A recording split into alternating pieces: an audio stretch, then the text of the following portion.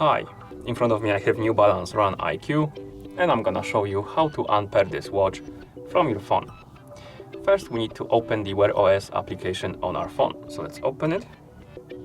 In the app you should see this page, NB RunIQ page. On this page scroll down, tap on the advanced settings. Here tap on Unpair watch, then tap on Unpair watch again to confirm.